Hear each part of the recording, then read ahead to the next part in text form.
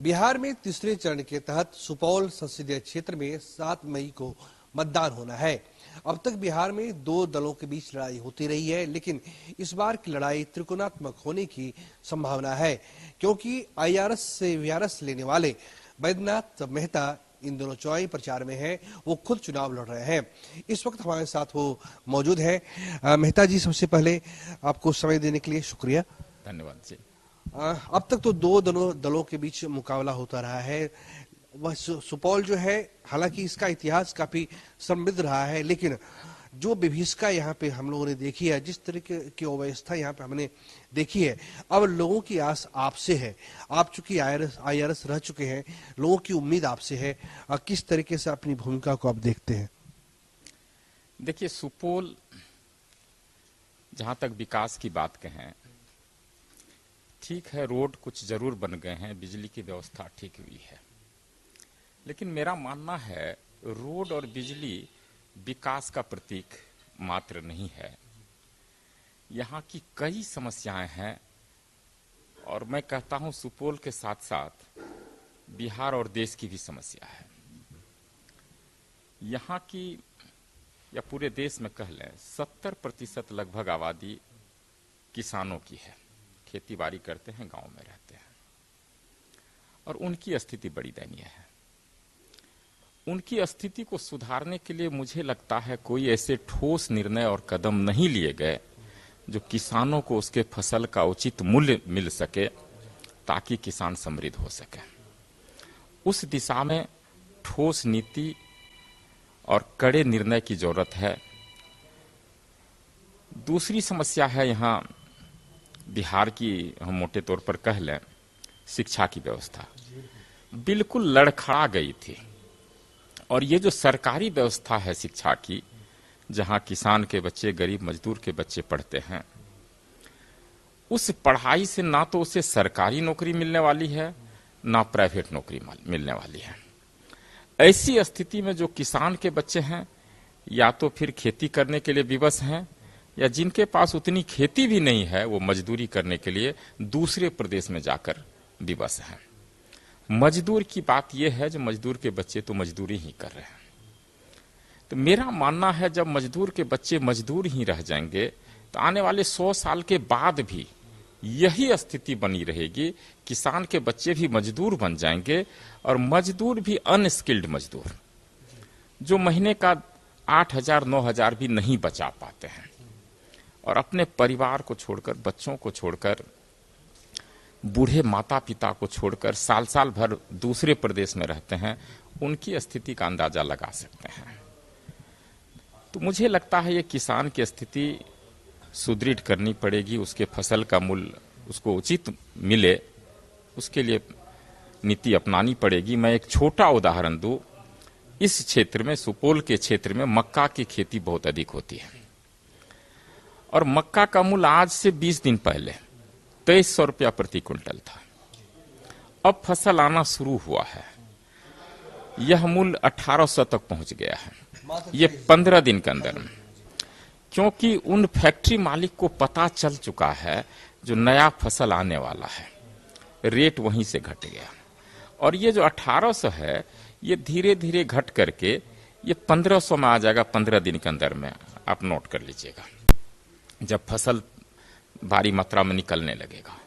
और जब पता चलेगा किसान का जो फसल है वह बिक चुका है, 15 दिन, 1 महीना, 2 महीना, उससे ज्यादा कैपेसिटी लोगों को नहीं है जो उसको स्टोर कर सके, तो ऐसी स्थिति में जो है,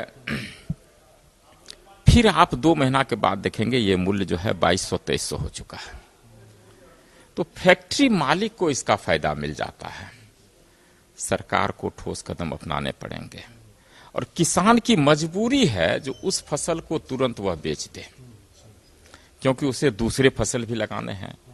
जिनसे कर्ज उधार पैसा लेकर के उन्होंने फसल लगाए, उनको भुगतान भी करना है, और साथ ही साथ और भी कई काम होते हैं उनके।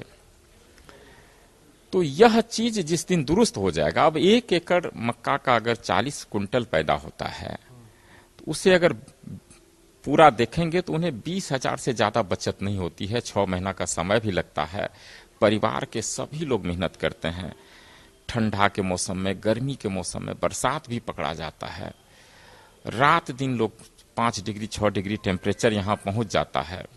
लोग ठंड में जब लोग आग के पास बैठना पसंद करते हैं, बच्चे बूढ़े सभी खेत में जाकर पानी के साथ खिलवाड़ करते हैं, और उसके बावजूद भी 1 एकड़ फसल में उसको 20,000 की बचत होती है। लेकिन 2 महीने के बाद अगर ये 2 महीने स्टोरेज की उसकी क्षमता अगर हो जाती, बैंक से उसको लोन मिल जाता, कोई ऐसी व्यवस्था होती जो स्टोरेज हो जाए, उस स्टोरेज के अगेंस्ट में बैंक उसे लोन दे दे, और जिस दिन किसान को लगेगा उसके फसल का उचित मूल्य मिल रहा है वह बेच ले, यानी 2 महीना का बाद बेच ले, वो 2200 रुपया मिलेगा। ये 1500 और 2200 का जो अंतर है 700 रुपया पर क्विंटल, ये 1 एकड़ का अगर प्रोडक्ट बोले 40 क्विंटल तो 28,000 रुपया होता है। हम 3-4 हजार रुपया उस स्टोरेज और ब्याज के लिए भी हम समझते हैं चला जाए, तब भी 25,000 रुपया किसान को बच सकता था जो फैक्ट्री मालिक के पास जा रहा है। और इतनी सी बात अगर कर दी जाए तो किसान की आमदनी 2 गुनी क्या 2.5 गुनी हो जाएगी, और इस पर किसी की नजर नहीं है। ये किसान की समस्या मैंने बताया इस क्षेत्र के किसान की। शिक्षा व्यवस्था की जहां तक बात लें, अगर +2 स्कूल्स हैं हर एक पंचायत में, हाई स्कूल है, 2 कमरे और जोड़ दीजिए, 4 कमरे और जोड़ दीजिए उसी हाई स्कूल में।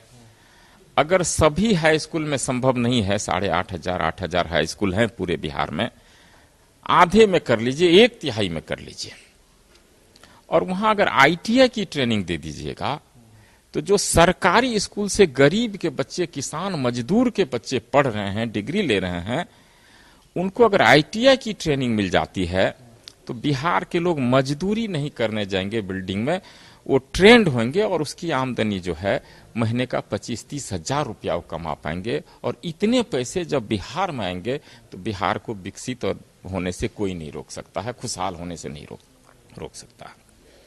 पलायन की समस्या तो इसी कारण से ही है। यहाँ की लोकल भी कोसी में बाढ़ हर एक साल आती है, वह अपने आप में एक बड़ी समस्या है, और उससे निजात दिलाने के लिए कोई ठोस निर्णय नहीं है। कोसी बांध के भीतर जो लोग रहते हैं, हर एक साल तिनका जोड़ करके अपना आशियाना बनाते हैं, और वह फिर जो है ढह जाता है। वो बाढ़ आती है, हर एक साल आती है, दोबारा वो जो कोसी के अंदर के लोग रहते हैं फिर आशियाना बनाते हैं, फिर ढह जाता है। उसके विस्थापन के लिए कोई प्रावधान नहीं है, और कोई ऐसे ठोस कदम नहीं उठाए गए हैं जो कोसी की बाढ़ को कैसे रोके जाएं, अंदर के लोगों को कैसे विस्थापित किया जाए, कोई पक्का रास्ता बना दिया जाए कोसी के लिए, क्योंकि कटाव भी होते रहता है जमीन का। और कोसी बांध के जो पास वाले इलाके हैं वहां सीपेज की समस्या है, और 1-1 किलोमीटर तक बांध के बगल में जो 1-1 किलोमीटर का एरिया है, अब समझिए 100 किलोमीटर से ज्यादा सुपौल क्षेत्र में ही कोसी है लंबाई में, दोनों साइड 1-1 किलोमीटर तक 8-8 महीना 9-9 महीना तक पानी जमा रहता है। वहां एक अगर पक्का कोई कैनाल बना दिया जाए 100 फीट 50 फीट 100-150 फीट का, तो मुझे लगता है वो सीपेज का पानी 1 किलोमीटर के एरिया तक नहीं जाएगा, और वहां जो किसान है वो भी फसल उस खेत में उपजा पाएंगे। ये सारी समस्या है। सर, आपने काफी रिसर्च की है, इसीलिए बता रहे हैं कि 1500 क्विंटल में मक्का आ रहा है, 2200 रुपये क्विंटल में मक्का आ रहा है। शिक्षा और बिजली और सड़कें, ये बहुत बुनियादी चीजें हैं, लेकिन सबसे बड़ी समस्या है पलायन की। एक बड़ी स्तर पे बिहार में, खासकर इस इलाके इन इलाकों में पिछले 5 दशकों से पलायन हो रहा है। अगर आप संसद में जाते हैं, अगर आपके पास सरकारी फंड आता है, तो किस तरह की योजना होगी ताकि इन समस्याओं से एक निजात मिल पाए लोगों को? परमानेंट सॉल्यूशन करना पड़ेगा। जो उपाय हमने बताया, कोई ऐसी जादू की छड़ी नहीं है जो बिहार का जो परिवेश है इसमें दूसरे प्रदेश के उद्योगपति तुरंत आ जाएंगे। एक माहौल उद्योग के लिए बनाना पड़ेगा जो बिहार में नहीं है, और इसके लिए सरकार को एक अच्छी पहल करनी पड़ेगी। लॉ एंड ऑर्डर सुधारना पड़ेगा, सिंगल विंडो सिस्टम होना चाहिए इंडस्ट्री सेटअप के लिए, जो उद्योगपति है उनको सिक्योरिटी देनी पड़ेगी। तो ये सारे कारण हैं, तो वो हम कर नहीं सकते हैं तुरंत। फंड की जहां तक बात कर रहे हैं, उस फंड से कितना हो जाएगा, जितना होगा वो सब हो ही जाएगा। जो सांसद निधि में फंड आती है वो उतना उपयुक्त नहीं है जो बहुत काम हो जाए। लेकिन सरकार के पास बैठकर जब आप सरकार में हैं तो सरकार से ऐसी योजनाओं के लिए उनके संज्ञान में बातें दी जा सकती है, ये योजनाएं चलाई जा सकती है, ये किया जा सकता है, और पलायन को तुरंत नहीं रोका जा सकता है। लेकिन जो मजदूरी कर रहे हैं वो टेक्निकल काम करेंगे, टेक्निकल डिग्री उनके पास होगी तो उनकी आमदनी भी बढ़ेगी। जो परिवार के साथ भी दूसरे प्रदेश में रहना चाहेंगे वो रह सकते हैं जब उसकी आमदनी 25-30 हजार होगी। और इतने पैसे बिहार में आएंगे तो बिहार खुशहाल भी होगा। एक आखिरी सवाल है कि क्या देख रहे हैं, पिछले आप कई दिनों से आप लगातार क्षेत्र में जा रहे हैं, क्या माहौल देख रहे हैं सुपौल में आप? देखिए, मैंने पिछले मार्च में 2023 में वीआरएस लिया और उस समय से आज तक जब भी मैं सुपौल में हूँ, एक आध दिन पटना दिल्ली का अगर काम से राजनीतिक कारण से जरूरत हो तो जाता भी हूँ, कोई ऐसा दिन नहीं है जो बैद्यनाथ मेहता सुपौल क्षेत्र में 8-10 सभाएं नहीं किया हो, हजारों लोगों से नहीं मिला हो, उनके बीच नहीं गया हो, कहीं भी आपदा विपदा आई हो बैद्यनाथ मेहता उसमें शरीक नहीं हुआ हो। तो मैं जनता के बीच हूँ। सुपौल लोकसभा के चप्पे चप्पे का मैंने भ्रमण किया है और मैं दावे के साथ कह सकता हूँ, जो इस 1 साल से कुछ ज्यादा समय हुआ है, मैंने जितना भ्रमण किया है, जितना लोगों से रूबरू हुए हैं, कोई नेता 25 साल में भी नहीं कर सकता है, नहीं किया होगा। ये बात है। मैं जनता के बीच हूं, जनता समझ रही है और जनता को पहली बार जो लग रहा है, जो एक ऐसा नेता सुपौल में आया है जो हमारी समस्या को समझता है, उस बातों को उठा सकता है और उसमें वो जज्बा है, जुनून है, कर्मठ है, युवा भी है। आप युवा की परिभाषा तो अभी अलग अलग, जब राहुल गांधी युवा हैं तो मैं भी युवा हूं। तो लेकिन दूसरी तरफ जो उम्मीदवार हैं एनडीए के, यहाँ दिलेश्वर कामत जी, वो 15 साल से ज्यादा समय से राजनीति में सक्रिय हैं। एक बार एमएलए भी रहे हैं, एक बार हारे भी हैं, एक बार एमपी में भी हारे हैं, अभी जीते भी हैं। तो उनकी उम्र सर्टिफिकेट के हिसाब से भी 78 साल है। तो 60 के बाद ये 28 साल या आप जो भी कहिएगा राजनीति में हैं। लेकिन आप किसी गांव कोने में आप चले जाइएगा तो एक शिकायत मिलेगी, हमने तो उन्हें देखा भी नहीं है, नाम भी नहीं जानते हैं, पहचानते भी नहीं हैं। बिहार पिछड़ा इलाका है और सीमांचल हो या ये इलाका और भी पिछड़े इलाकों में शुमार है। सबसे बड़ी बात यह है कि जनता ये जानना चाहेगी आपसे कि जिस तरीके से यहाँ का पिछड़ापन है, जो बुनियादी समस्याएं हैं, उनको किस तरीके से दूर किया जा सकता है, और जो बड़ी पार्टियां हैं जो अब तक नहीं कर पाई हैं, आप इन चीजों को कैसे दूर पाएंगे? देखिए, सबसे बड़ी बात है आपकी ताकत क्या है, बिहार की ताकत क्या है। आपके पास इंडस्ट्री नहीं है, नेचुरल रिसोर्सेस नहीं है, आपके पास मेन पावर है, वही आपकी ताकत है। अब मेन पावर में 70% आपके किसान हैं और 20% जो है युवा, नौजवान, मजदूर हैं। इस 90% लोगों को कैसे और ताकत दी जाए, इनकी आमदनी और कैसे बढ़े। जब तक आप आमदनी नहीं बढ़ेंगे तो आप खुशहाल नहीं हो सकते हैं। इनकी आमदनी कैसे बढ़े, उनके लिए ठोस रणनीति की जरूरी है। लेकिन राजनीतिक पार्टियां समाज को राजनीति के लिए भाई भाई में लड़ा देती है। जो एक ही गांव समाज में रहते हैं आपस में भाई भाई लड़ जाते हैं, खून खराबा तक हो जाता है, केस मुकदमा तक हो जाता है, और वे अपने आप को तब ठगा महसूस करते हैं जो जिनके लिए उन्होंने लड़ाई लड़ी वो आपस में एक हो जाते हैं, पलटी मार करके एक हो जाते हैं, और जनता तब पश्चाताप होता, हम भाई भाई में लड़े क्यों, वो तो एक हो गए, जिनके लिए हम लड़े वो एक हो गए और हम यहाँ हैं। ये बातें सुपौल के आम आवाम तक बैद्यनाथ मेहता ने पहुंचा दिया है।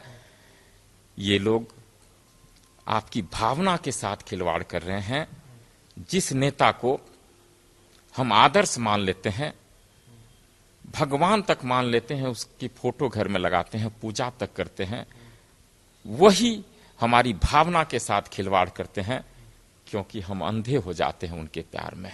तो ये हमारे साथ बैद्यनाथ मेहता थे।